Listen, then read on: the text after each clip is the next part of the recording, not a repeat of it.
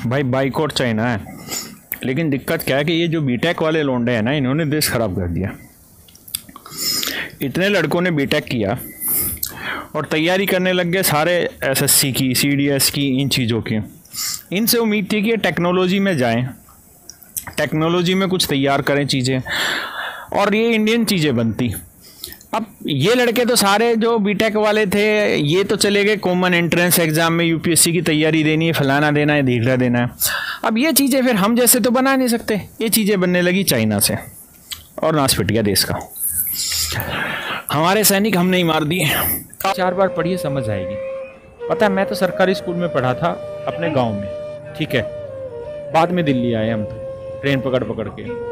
और मैं जब पढ़ता था ना तो मतलब मेरे को बहुत कम ही चीज़ें याद अपनी बचपन की। छोटी क्लास में पढ़ता था तो गरीब परिवार से थे, घर परिवार के सारे ही आदमी जमींदारे में झुके रहते थे, पढ़ाने के लिए हमें कोई कुछ नहीं कहता था।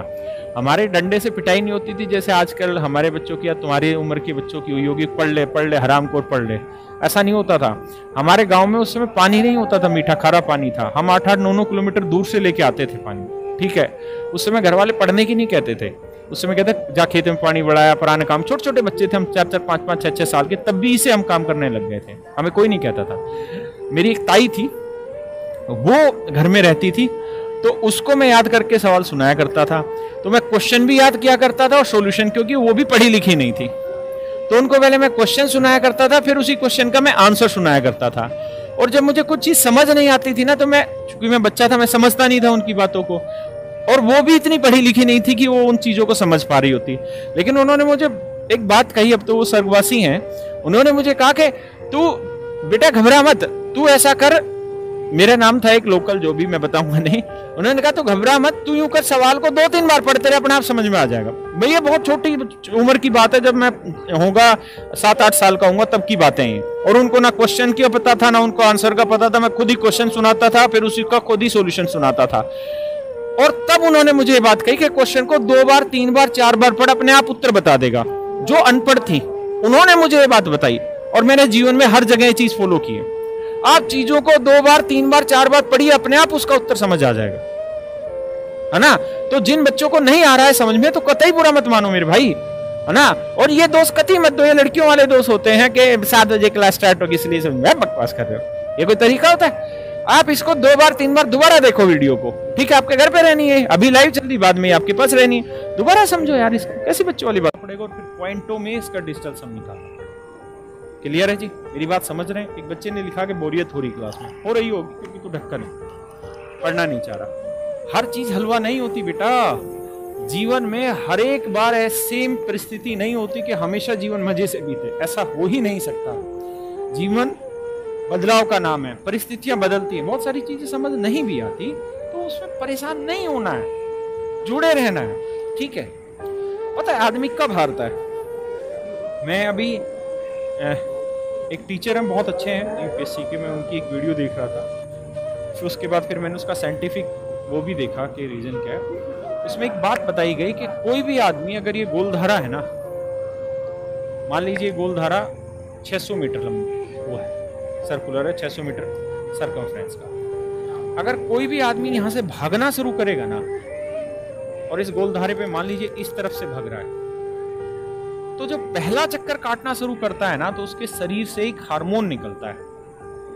मैं उसमें इतना पढ़ा लिखा नहीं हूँ साइंस वाला कि आपको बताऊं एग्जैक्टली क्या है, यूट्यूब पे आप देखना। वो हार्मोन आपको ये कहता है हर कदम पे कि यार आज मन नहीं है। और ये मैं सच बता रहा हूँ, ये मैं रोज अपने साथ महसूस करता हूँ कि यार आज मन नहीं। बिल्कुल विकास दिव्यकर्ती सर हैं, मैं उनसे पढ़ा था यूपीएससी में, उन्होंने ये चीज बताई थी, और ये चीज मैं बहुत पहले से खुद भी महसूस कर रहा था।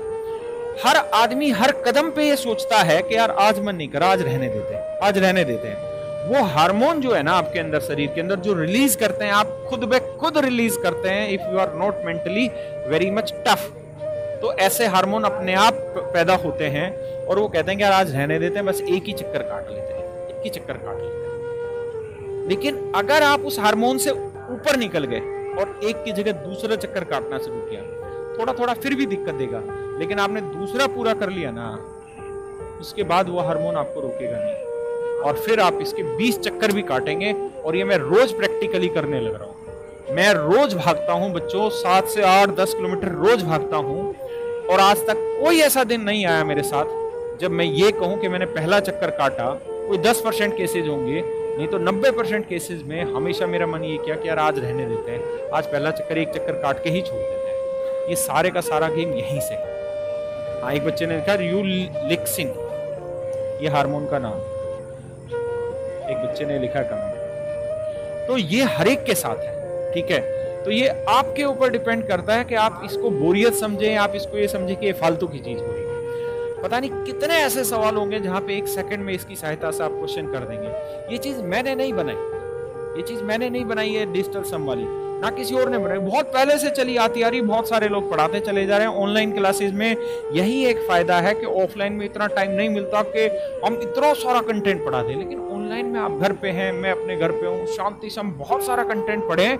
इस कंटेंट का मतलब ये नहीं है कि हम अपनी औकात से बाहर जा रहे हैं, नहीं। इस कंटेंट का मतलब ये है कि जो हम पढ़ रहे हैं उसको और कितनी अच्छे तरीके से और तेजी से क्वेश्चन पे अप्रोच ला पाए। देखिए, चीजें आना अलग चीज है और पेपर में क्वेश्चन पे अप्रोच लेना अलग चीज है। आपने अपनी लाइफ में बहुत सारे ऐसे बच्चे देखे होंगे जो पढ़ाई में बहुत ढल्लू हैं, लेकिन उनके एग्जाम के रिजल्ट आपसे बहुत अच्छे आए हैं, जबकि आप पढ़ाई में बहुत तेज थे लेकिन आपके एग्जाम के रिजल्ट उतने अच्छे नहीं आए जिस हिसाब से आप मेहनत करते थे। मेरे प्यारे बच्चों, वो सारे का सारा उन क्वेश्चन पे अप्रोच लेने के तरीके पे डिपेंड करता है। बहुत सारे ऐसे ढक्कन लोग भी होते हैं जो बहुत मुश्किल क्वेश्चन पे बहुत आसानी से अप्रोच ले लेते हैं। मैं आपको अपने एक रिलेटिव की कहानी बता सकता हूँ। मैं वेन डायग्राम के क्वेश्चन करने लग रहा था और वो मेरे बहुत अच्छे रिलेटिव हैं, फौजी आदमी हैं, और मैं वेन डायग्राम के क्वेश्चन करने लग रहा था, 3-3 के वेन डायग्राम के, और मैं क्वेश्चन पढ़ता चला गया और वो मुझे वर्बली आंसर बताते चले गए। उन्होंने कभी नहीं पढ़ी ये चीजें, बस उनकी अप्रोच करने का तरीका सही था। तो आप भागिए मत इन चीजों से यार, कि बोरियत हो रही है, फालतू की चीज पढ़ा रहे हो, मुश्किल पढ़ा रहे हो, समझ नहीं आ रहा। अरे मुझे भी नहीं आ रही समझ में यार, क्या बात कर रहे हो यार? क्या मैंने पहली बार में सब चीजें सीख ली होंगी? नहीं, मैंने भी सबकी हेल्प से सीखी। आप मेरी हेल्प लेके सीख रहे हो यार, सीखो, इसलिए भागो मत चीजों से। और आराम करो, तुम्हारे अंदर ये हार्मोन कुछ ज्यादा घुस गए हैं, इसको बाहर निकालो। मैंने आपसे क्या कहा? आप सिर्फ डेली आधा घंटा शरीर पे ध्यान दो और उसका जो मैं पढ़ा रहा हूँ सिर्फ उतना पढ़ लो। मैं जिम्मेदार हूं अगर आपका सिलेक्शन नहीं होगा, मेरे पास आ जाना। आप मेरे को मेरी गर्दन पकड़ लेना, सर सिलेक्शन नहीं हो, आपने 2 चीजें कही थी, मैंने 2 चीजें ईमानदारी से करी, नहीं हो मैं हूं जिंदा। लेकिन ये मत करिए। आइए।